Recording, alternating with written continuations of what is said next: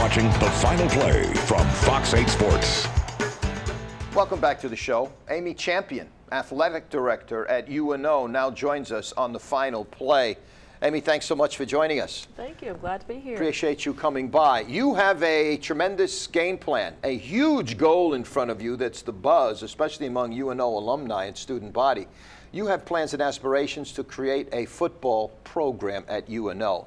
First step, explain where did this dream come from? Where did the support come from? How did this all evolve? Well, I do think that football has been a sport that, when you mention alumni and you mention the UNO community, and in particular our campus, I think that's a sport that most everyone discusses and just would love to see happen. When we started discussing football back in the transition, the first part of our transition from Division I to Division III, football was definitely on board. We have a club team that's already on our campus, and so they've kind of spearheaded from a grassroots effort football as a sport at UNO.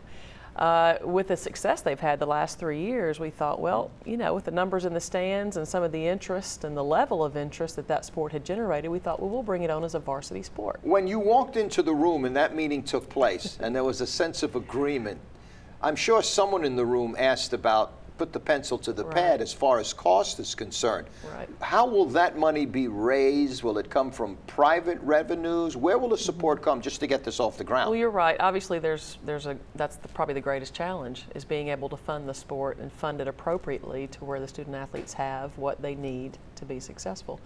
At the time 2015 rolls around, we will have at that point some very private donors that have already emerged as huge supporters for the sport of football. Our campus and the community in general have already reached out saying, hey, we're on board. We've got 3 or 4 years here to plan this and put a plan together that's right. We want to support it. We want to endorse it. We're excited. We're alumni. This is the first sport that's really generated some interest in some of the households here that are alumni from the University of New Orleans. Having a goal like this is a big one. Absolutely. How many people in that room, or people that you run into as you left that room, looked at you and said, Amy, are you nuts? Well, you'd be surprised. How did you I react? probably walked out thinking I was the nutty one. Surprisingly, campus is it's vibrant. It's just an exciting decision.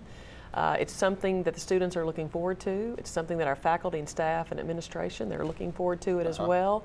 I don't think UNO has ever come out and said we're going to add football at the collegiate level. And when we kind of said that, we're going to do this, we're going to make it work, it was just excitement across the room. Because you can understand what people were saying, the economy, the recessions, what is going on right now in the world. People already complaining about the superpowers in college football and the money that they use. And here comes UNO in a city of New Orleans who has these aspirations. And don't get me wrong, in sports we all love dreamers.